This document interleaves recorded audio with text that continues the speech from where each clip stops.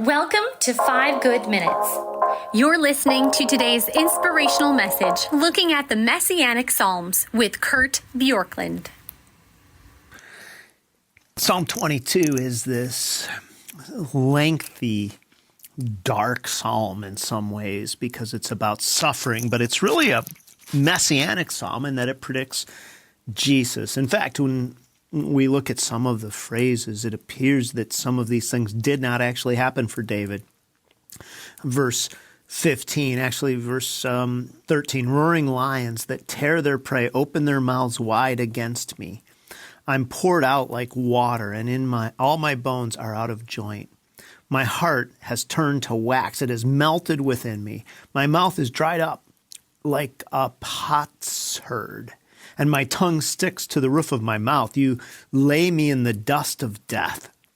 Dogs surround me. A pack of villains encircles me. They pierce my hands and my feet. And here you get the clear messianic imagery again. All my bones are on display. People stare and gloat over me. They divide my clothes among them and cast lots for my garment. Again, if you go to the New Testament, Matthew 27:35, Mark 15, verse 24, Luke chapter 23, verse 34, and John 19, verse 23 and 24, all mention these moments. And this is where you say that Jesus, when he said, I am thirsty, just comes back and takes this, and the dogs despised him, and they pierced my hands and feet. And these were the things that were fulfilled ultimately in the Son of David. So Jesus in David's line fulfilled these words again on behalf of people who come to Jesus in faith. And dividing the garments, there's a harshness or a callousness to the suffering.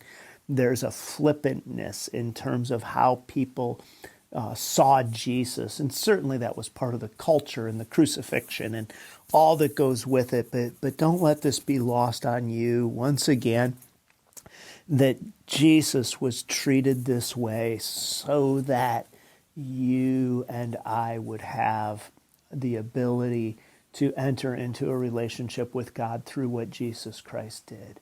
I don't know if you've ever done something generous for somebody and had them treat you flippantly, casually. Maybe it wasn't even intentional. Maybe it was the kind of thing that when it happened, somebody said, oh, I didn't realize that I did that. But if you've ever just, even in a small way, put yourself out for somebody and you felt like you went above and beyond social convention and did what needed to be done, and they were a little callous to it, that is just the smallest idea of what Jesus experienced on the cross and his depth of suffering.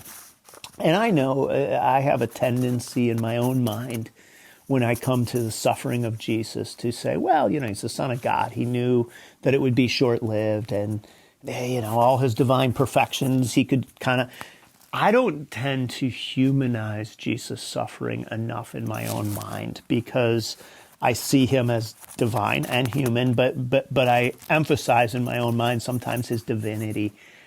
It hurts when people that we've loved and done things for are flippant and casual with our investment in them.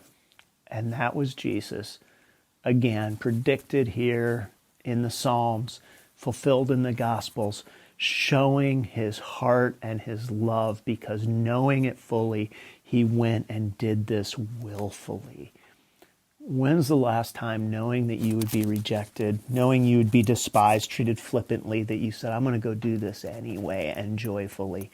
That's Jesus. That's the God that during this season leading up to Good Friday, Easter, that we worship, that we serve. And so today I just want to ask you if you remember how Jesus has gone to the cross and been humiliated to offer you something so beautiful and so good, even though at times it's not just the people of that day that are flippant and trite with what he was doing, but it can be you and me being flippant and trite.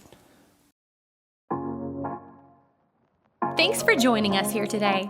There's a lot of great content to explore on Orchard Hill Plus and on the Orchard Hill main feed from the weekend.